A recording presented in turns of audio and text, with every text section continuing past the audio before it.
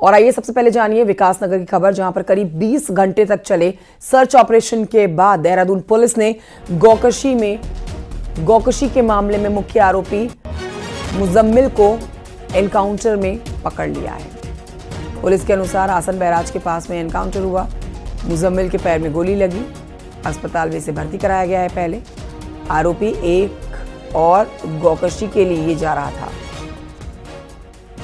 Police का कहना है कि मुजम्मिल ने गौकशी के करीब आधा दर्जन मामलों में अपने रोल को स्वीकार कर लिया है। दरअसल बुधवार तड़के पुलिस और गाय तस्करों के बीच में सहसपुर थाना क्षेत्र में मुठभेड़ हुई है, जिसमें उस्मान नाम के एक अन्य आरोपी के पैर में भी गोली लगी है और वो पुलिस की गिरफ्त में आया है। लेकिन मुजम्मिल और दूसरे आरोपी भाग निकले थे। इसके बाद घंटों चले कॉम्बिंग में पुलिस के हाथी सफलता लगी है। बाकी के साथी भी अब पकड़े गए हैं। तो पहले जेल गया कभी नहीं गया।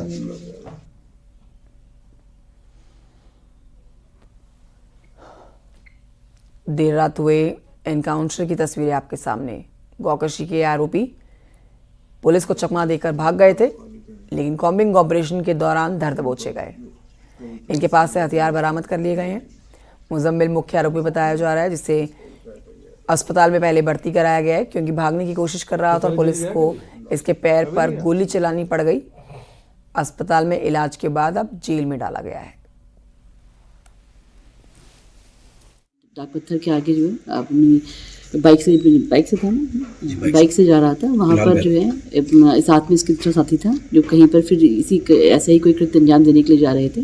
तो वहाँ पर पुलिस से मुठभेड़ हुई और उसमें एक व्यक्ति को मुजम्मिल को गोली लगी थी उसके पैर पर, जो अभी चिकित्सालय में ले आया गया है। और दूसरा इसका जो साथी है वो भी अभी शायद कॉम्बिंग में पकड़ा गया है, उसका नाम हुसैद है।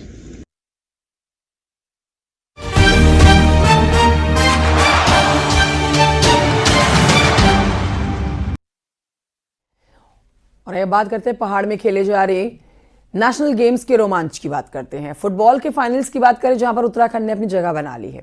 हल्द्वानी में बुधवार को खेले गए सेमीफाइनल के मैच में उत्तराखंड ने दिल्ली की टीम को 5-3 से हरा डाला। 7 फरवरी को फाइनल में उत्तराखंड का मुकाबला केरल से होने जा रहा है। इससे पहले केरल ने दूसरे सेमीफाइनल में असम को हराया है। फुटबॉल मैच को देखने के लिए खुद मुख्यमंत्री पुष्कर सिंह धामी स्टेडियम में मौजूद रहे। सीएम धामी गोलापार स्टेडियम पहुंचे और फुटबॉल मैच देखा। मुख्यमंत्री धामी ने खिलाड़ियों से मिलकर उनका उत्साह बढ़ाया। साथ ही 14 फरवरी को होने वाले समापन समारोह से जुड़ी हुई तैयारियों की भी समीक्षा की। राष्ट्रीय खेलों के समापन में देश के गृह मंत्री अमित शाह मुख्य अतिथि होंगे, जिनका कार्यक्रम हल्द्वानी के इंटरनेशनल स्टेडियम में होना है।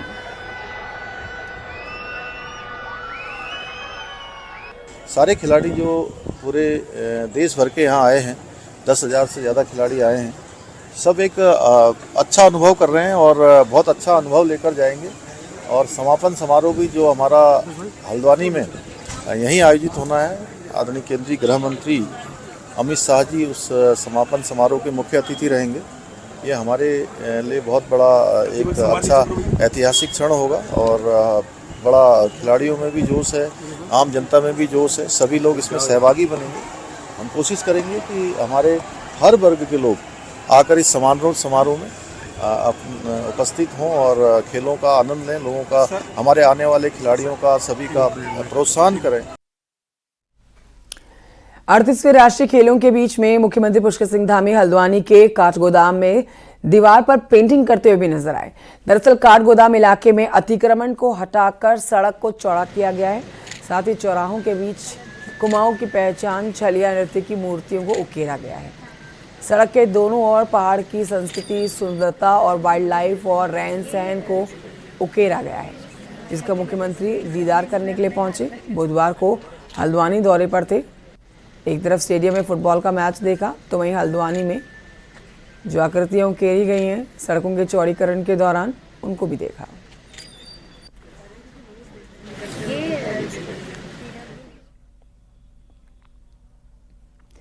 नेशनल गेम्स के बॉक्सिंग मुकाबले में उत्तराखंड के निवेदिता कार्की सेमीफाइनल में पहुंच गई हैं।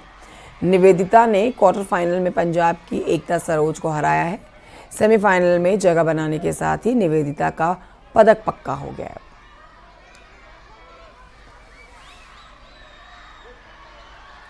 ये मेरी क्वार्टर फाइनल बाउट थी पंजाब से और काफ़ी अच्छा एक्सपीरियंस रहा है, काफ़ी अच्छी बॉक्सर थी वो और काफ़ी अच्छा लग रहा है। बट जो मेरा एम है वो गोल्ड का है, तो मैं उसके लिए ही अपना यही करना चाहूँगी कि ऑल थैंक यू। बॉक्सिंग की बात करते हैं। यहाँ पर बॉक्सिंग में पुरुष वर्ग में उत्तराखंड का प्रदर्शन जोरदार रहा है। उत्तराखंड के हिमांशु सोलंकी ने दादर नागर हवेली के संतोष को आसानी से पटकनी दे दी, जिसके बाद अब हिमांशु सेमीफाइनल में पहुंच गए हैं। दूसरे मुकाबले में उत्तराखंड के कपिल पोखरिया ने सर्विसेज के विशाल को मात देकर राज्य के एक और मेडल को पक्का कर दिया है। उत्तराखंड के ही दीपक कुमार बहुत ही कड़े मुकाबले में सर्विसेज के मंडेन गबम से हार गए।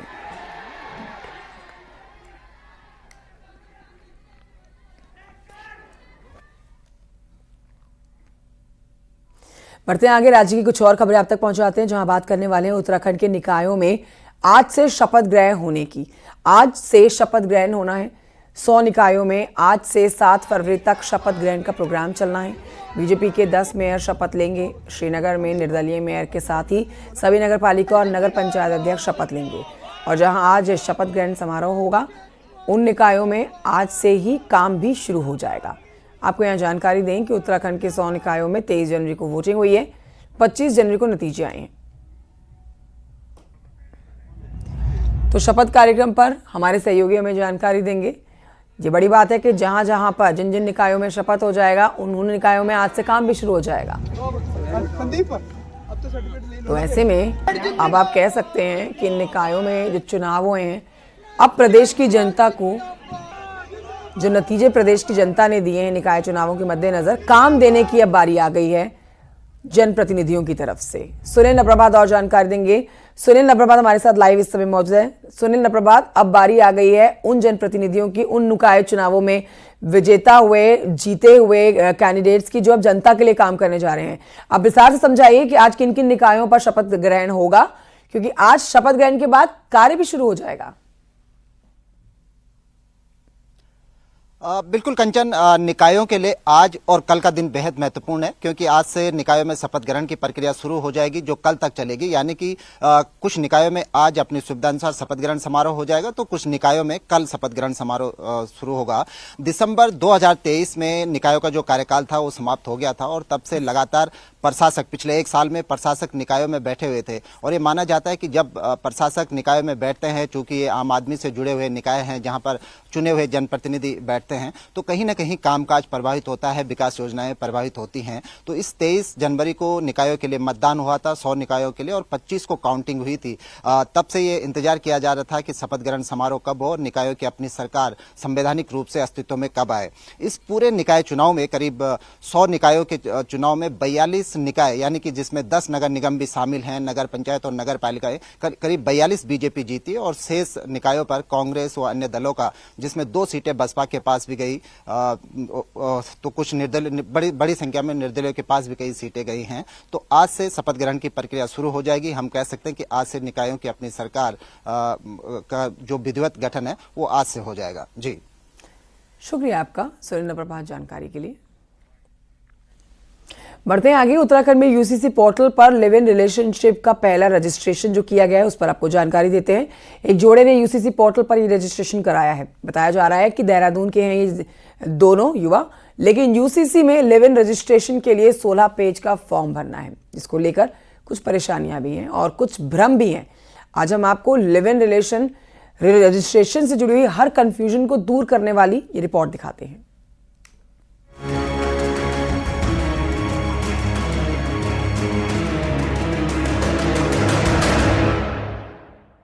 उत्तराखंड में समान नागरिक संहिता लागू होने के बाद लिव इन रिलेशनशिप को कानूनी मान्यता मिल गई और पहला रजिस्ट्रेशन भी हो गया, और 2 अन्य एप्लीकेशन की जांच चल रही है। पहला रजिस्ट्रेशन जिनका हुआ है वो जोड़े यानी लड़का और लड़की दोनों हिंदू बताए जा रहे हैं। यूसीसी में लिव इन के लिए पहला रजिस्ट्रेशन देहरादून में एक जोड़े ने करवाया रजिस्ट्रेशन। 2 अन्य एप्लीकेशन पर हो रहा विचार। रजिस्ट्रेशन के लिए 16 पेज का फॉर्म भरा गया। लिव इन जोड़े की पूरी जानकारी गोपनीय रहेगी। पोर्टल पर पूरी तरह से गोपनीय है डेटा। सिर्फ रजिस्ट्रार देख सकेंगे पर्सनल जानकारी, अन्य किसी तरह से जानकारी नहीं दी जाएगी। यूनिफॉर्म सिविल कोड के तहत लिव इन रिलेशनशिप में उत्तराखंड में पहला मामला रजिस्टर्ड हुआ है। एक दंपति ने इसमें रजिस्ट्रेशन करवाया है। इसके अलावा 2 अन्य जोड़ों ने भी इसके लिए आवेदन किया है, जो अभी जांच के प्रोसेस में हैं। उत्तराखंड में लिव इन रिलेशनशिप में रहने के लिए अब आपको अनिवार्य रूप से रजिस्ट्रेशन कराना होगा, और यदि आप रजिस्ट्रेशन नहीं कराते हैं तो इसके एवज में आपको 6 महीने की जेल भी हो सकती है, या फिर 25,000 का अर्थदंड भी आप पर लगाया जा सकता है, या फिर दोनों ही सजाएं आप पर तय की जा सकती हैं। हालांकि यूनिफॉर्म सिविल कोड लागू होने के बाद अस्तित्व में आए लिव इन रिलेशनशिप के रजिस्ट्रेशन की ये प्रक्रिया को लेकर बहस छिड़ी हुई है। विपक्ष इसका लगातार विरोध कर रहा है, तो युवाओं में भी इसको लेकर नेगेटिव राय है। यूसीसी लागू होने के बाद लिव इन रिलेशनशिप पर उत्तराखंड में नई बहस छिड़ी हुई है, लेकिन उसमें एक परेशानी 16 पन्नों का रजिस्ट्रेशन फॉर्म भी है। मैं आपको दिखाता हूं कि वो प्रक्रिया किस तरीके से होती है, और मैं अपने साथी से कहूंगा वो थोड़ा सा इस स्क्रीन की ओर दिखाएं। ये स्क्रीन जो है, दरअसल ये यूसीसी की पोर्टल है, जिसमें सबसे पहले रजिस्टर कराना होता है। मैंने इसमें अपना रजिस्ट्रेशन करा रखा है, तो ये इस तरीके से रजिस्ट्रेशन करा रखा है। अब ये बोलता है सर्विसेज आप क्या लेना चाहते हैं, तो यहाँ पर शादी के रजिस्ट्रेशन की बात है, तलाक लेने की बात है, लिव इन रिलेशनशिप। ये देखिए ये कॉलम, ये जब आप यहाँ अप्लाई करते हैं तो ये 2 चीज को मांगता है कि आप नए लिव इन रिलेशनशिप को रजिस्टर कराना चाहते हैं, या जो ऑलरेडी एक लिव इन रिलेशनशिप है उसके लिए आप दोबारा से उसे एक्सटेंड करना चाहते हैं, उसके लिए सर्टिफिकेट आप चाह रहे हैं। तो जब आप यहाँ से अप्लाई करेंगे तो इसमें पहला कॉलम ही ये आता है कि रजिस्ट्रेशन की डिटेल है। तो यहाँ आपको बताना पड़ेगा कि रिलेशनशिप के लिए आप लिव इन रिलेशनशिप यानी साथ साथ रहने के लिए, बिना विवाह के साथ साथ रहने के लिए अप्लाई कर रहे हैं, और आप लोकेशन कौन सी जगह से हैं, इस तरीके से लोकेशन आप करेंगे तो आप उत्तराखंड के हैं, उत्तराखंड से बाहर के हैं, ये इसमें बताना होगा। इसके बाद जब ये डाल दिया तो अगला चरण जाएगा। फिर जो महिला है लिव इन रिलेशनशिप में, उसका आधार नंबर यहाँ डालना है, और इस तरीके से उनकी पूरी इंफॉर्मेशन, महिला का नाम, डेट ऑफ बर्थ, इस तरीके से सब कुछ ढेर सारी डिटेल इसमें मांगी गई है। उनका नेशनैलिटी क्या है, राष्ट्रीयता क्या है, रिलीजन क्या है। सबसे महत्वपूर्ण पार्ट ये देखेगा कि वो हिंदू हैं, क्रिश्चियन हैं, इस्लामिस्ट हैं, सिख हैं, इस तरीके से अलग अलग रिलीजन की बात है। क्या उनके पहले कोई लिव इन रिलेशनशिप थे, इसकी भी जानकारी देनी है। ये जब दे दिया तो इसके समर्थन में यहाँ डॉक्यूमेंट लगाने हैं, और डॉक्यूमेंट जब आपने लगा दिए इसमें भी अलग अलग है, फोटो लगनी है, फोटो पुरुष की लगनी है, और उसके बाद लास्ट में होना है डिक्लेरेशन कि मैं इस चीज की घोषणा करता हूँ। 16 पन्नों के फॉर्म में कुछ ऐसे प्रावधान भी हैं जिनको लेकर लोगों में भ्रम है। एक भ्रम ये है कि लिव इन में रहने के लिए धर्म गुरुओं से अनुमति लेनी होगी, लेकिन ये पूरी तरह गलत है। ऐसा प्रावधान यूसीसी के नियमावली में नहीं है। इसमें ऐसे रिश्तों के मध्य, क्योंकि विवाह अनुमन्य नहीं है, तो क्या आप लिव इन अनुमन्य करेंगे? बिल्कुल नहीं करेंगे। लेकिन फिर भी कुछ समुदाय ऐसे हैं जिसमें कजन मैरिज होती है, तो वो उनके ट्रेडिशनल कस्टम्स और उनके अपनी परंपराएं हैं, तो उनको इसमें संरक्षित करा गया है, उनको इसमें एग्जेम्प्ट करा गया है। तो यदि अगर कहीं मामा और बुआ के बच्चों में विवाह होता है और वो परंपराएं लंबे समय से चली आ रही हैं, तो वो यदि लिव इन में रहना चाहते हैं ऐसे 2 लोग, तो उन्हें सहूलियत दी गई है कि वो एक ये सर्टिफिकेट अपने धार्मिक गुरुओं से ये दिला देंगे कि इस समुदाय में ये परंपराएं लंबे समय से चली आ रही हैं, जिसके कारण उनका लिव इन पंजीकृत हो सके। तो ये सहूलियत दी गई है। यानी लिव इन में रहने के लिए किसी पंडित या मौलवी की अनुमति नहीं लेनी होगी, लेकिन ये प्रावधान विशेष समुदाय के लिए दिए गए हैं जिनमें कजन मैरिज जैसी प्रथाएं हैं। उनमें भी उनके धर्म गुरु सिर्फ ये बताएंगे कि उनके समुदाय में ऐसी प्रथा है या नहीं। सरकार का दावा है कि लिव इन में रहने के लिए दी गई जानकारी पूरी तरह से इनक्रिप्टेड होगी, यानी पूरी गोपनीयता रखी जाएगी, लेकिन लोगों का मानना है कि इससे उनकी प्राइवेसी को खतरा है। वो उनका पर्सनल मैटर है, कुछ भी करे, अपना अपना पर्सनल मैटर, मतलब अब मैच्योर हो गए लोग तो अपना पर्सनल मैटर अच्छा बुरा समझ सकते हैं। सरकार को इस चीज में ज्यादा दखल अंदाजी करनी नहीं चाहिए मेरे हिसाब से। अगर कोई मतलब अपने रिलेशनशिप में है उसके लिए बहुत गलत है, क्योंकि उनकी प्राइवेसी में बात जा रही है। और मैं इसकी मतलब बिल्कुल नेगेटिव पॉइंट ऑफ व्यू है मेरा, क्योंकि हमारी जो गवर्नमेंट है वो मतलब बिल्कुल जैसे कि कंस्ट्रक्शन हो गया, घर हो गए, लोगों की गरीबी होगी, इनमें ध्यान ना देते हुए बस इस चीज़ में वो ध्यान दे रहे हैं कि गर्ल्स बॉयज बस उल्टे सीधे चीज़ों में ध्यान दिया जा रहा है। काफी हद तक इसमें सामाजिक समस्याएं जिस प्रकार है, सामाजिक जीवन को जिस प्रकार एक सही दिशा में ले जाने का काम किया गया है, काफी सराहनीय काम है। आप इसमें एक अगर पॉइंट देखेंगे कि कहीं ना कहीं इसमें कहा गया है कि यदि किसी कपल को रिलेशनशिप में रहना या लिविंग में रहना है तो उसे कहीं ना कहीं रजिस्ट्रेशन कराना होगा, और तलाक संबंधी भी इसमें बातें हैं, तो वो कहीं ना कहीं एक सही समाज की दिशा की ओर एक कदम है। बहरहाल यूसीसी और खासकर लिव इन रिलेशनशिप के रजिस्ट्रेशन को लेकर विवाद और बहस के बीच लिव इन का पहला रजिस्ट्रेशन पूरे देश में चर्चा का विषय बना हुआ है। देहरादून से सुनील प्रभात, न्यूज़ 18।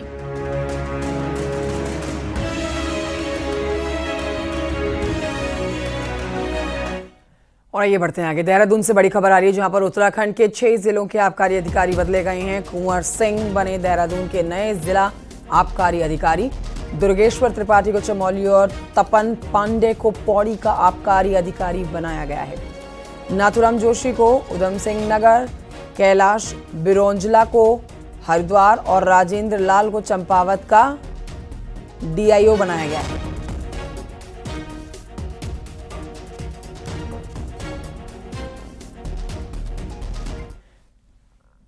उत्तराखंड में विधानसभा का बजट सत्र 18 फरवरी से 24 फरवरी तक होगा। सत्र की अवधि इस बार 7 दिन की है। हालांकि पहले गैरसैंण में सत्र की बात की गई थी, लेकिन अब तय किया गया है कि देहरादून विधानसभा में बजट को आयोजित किया जाएगा। बजट सत्र इस बार भी देहरादून में ही आयोजित हो रहा है। वित्त मंत्री प्रेमचंद अग्रवाल ने कहा है कि गैरसैंण विधानसभा में काम चल रहा है इस समय, इसकी वजह से बजट सत्र देहरादून विधानसभा में होगा। बजट सत्र की तिथि निर्धारित हो गई है। ये बजट सत्र 18 फरवरी से लेके और 24 फरवरी के बीच में होगी, और ये सत्र हम लोग देहरादून में आहूत कर रहे हैं, क्योंकि आप जानते हैं कि गैरसैंण में जिस प्रकार की हमारी एक भावना थी, लेकिन वहाँ चूँकि आजकल काम चल रहा है, माननीय अध्यक्षा जी ने भी कहा था कि वहाँ काम के कारण दिक्कत आ सकती है, तो इसलिए एक सत्र जो हम लोग देहरादून में आहूत करेंगे। और आइए अब जानिए चारधाम यात्रा की तैयारियों को लेकर गढ़वाल कमिश्नर ने बुधवार को ऋषिकेश में एक बैठक ली है और निर्माण कार्यों के लिए 15 अप्रैल तक डेडलाइन जारी कर दी गई है। इसके साथ ही 6 होल्डिंग पॉइंट्स तैयार किए गए हैं, जिसमें भीड़ पर नियंत्रण किया जा सकेगा। चारधाम यात्रा में साल दर साल बढ़ती भीड़ की वजह से अब यहाँ पर प्रशासन अपनी तैयारियां पहले से पक्की करके रखता है। भारी संख्या में यहाँ श्रद्धालु पहुंचते हैं, इससे क्राउड मैनेजमेंट के साथ ही ट्रैफिक व्यवस्था और पार्किंग अब एक बड़ी चुनौती बनती जा रही है। यात्रा मार्गों पर 4000 जवानों की तैनाती रहेगी, साथ ही यात्रा पॉइंट्स पर खाने पीने की व्यवस्था की जाएगी। कर दिए हैं। हमारा सबसे बड़ा होल्डिंग पॉइंट हरिद्वार, उसके बाद ऋषिकेश, उसके उपरांत हमने श्रीनगर में एक जो रूट्स उधर से आता है वहाँ कीर्तिनगर, इस तरह से हम इतने होल्डिंग पॉइंट्स रखे हैं। और अगर हम यमुनोत्री की तरफ की बात करें तो विकास नगर और बड़कोट। होल्डिंग पॉइंट्स बनाने का मुख्य उद्देश्य ये है, ऐसे जगह बनाए जाएं जहां पर लोगों को 2000-4000 लोगों के रुकने की व्यवस्था हो, भोजन की व्यवस्था हो। उत्तराखंड में हेलीकॉप्टर कनेक्टिविटी बेहतर बनाने पर काम हो रहा है और उड़ान योजना में कई नए स्टेशन जुड़ने वाले हैं, जिसमें पिथौरागढ़ हिंडन बहुप्रतिष्ठित हवाई जहाज की उड़ान भी शामिल है। इसके बाद राज्य के 11 जिले हेली सर्विस से कनेक्ट हो जाएंगे। इस पर जानकारी लीजिए इस रिपोर्ट में।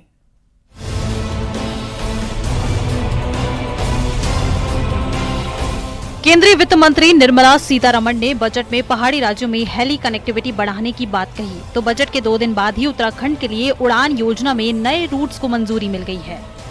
नए रूट में जहां पिथौरागढ़ और गाजियाबाद के हिंडन एयरपोर्ट के बीच विमान सेवा शुरू होगी, वहीं अल्मोड़ा, पंतनगर, टिहरी, देहरादून, गचौर, श्रीनगर, देहरादून, मसूरी नए रूट शुरू होंगे। Uttarakhand civil aviation development authority Dehradun Haldwani के बीच भी हेली सर्विस प्लान कर रहा है।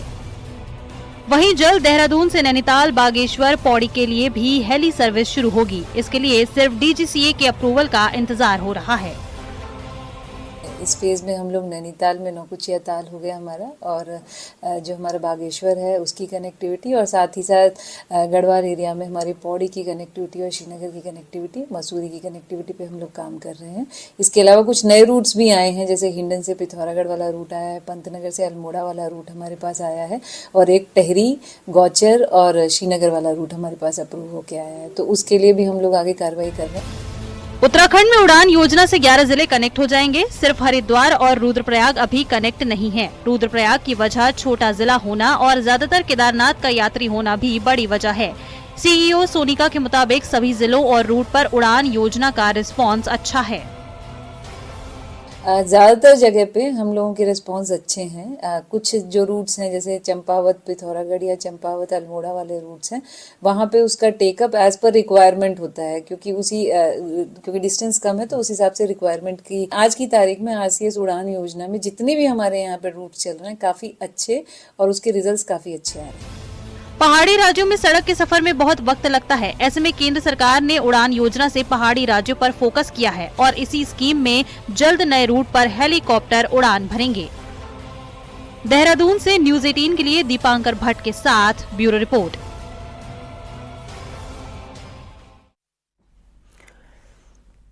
नैनीताल कहीं तो झीलों का शहर, लेकिन एक अनदेखा संकट इन झीलों पर मंडरा रहा है। कभी नैनीताल 60 तालों की पहचान रखता था, लेकिन कई झीलों का अस्तित्व आज खत्म हो चुका है। वहीं कई झीलों पर अब ये संकट बन रहा है। देखिए रिपोर्ट।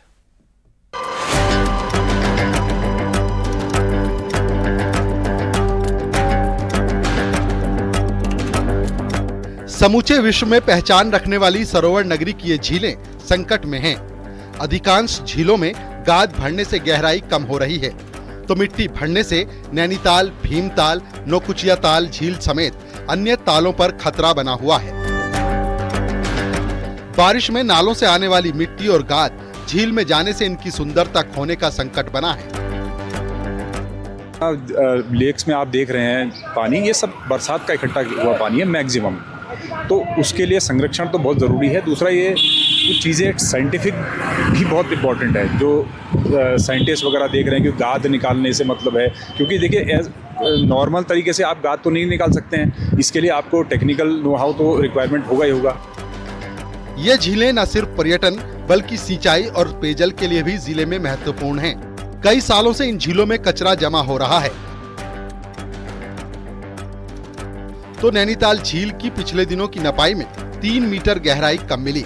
हालांकि सिंचाई विभाग को प्रशासन ने टास्क दिया है कि झीलों से डीसिल्टिंग करें। डीसिल्टिंग के लिए EOI आमंत्रित करे हुए हैं, उनको डीसिल्टिंग करेंगे। उसमें हमने कमल ताल और इनको भी टेकअप करने के लिए कहा है विभाग को, तो विभाग उसको टेकअप करेगा। तो ये कोशिश ये है, इसमें जो भी संस्था आती है वो सर्वे DPR वगैरह करेगी। उसके बाद जो भी धनराशि स्वीकृत होती है शासन से, तो मानसून से पहले कराने का इसका प्रयास रहेगा। बहरहाल जिस तरह से झीलों में मिट्टी जा रही है वो खतरा भविष्य का तो है, लेकिन अगर बेहतर योजना से काम हो तो इन झीलों को बचाया जा सकता है। नैनीताल से न्यूज़ 18 के लिए वीरेंद्र बिष्ट की रिपोर्ट।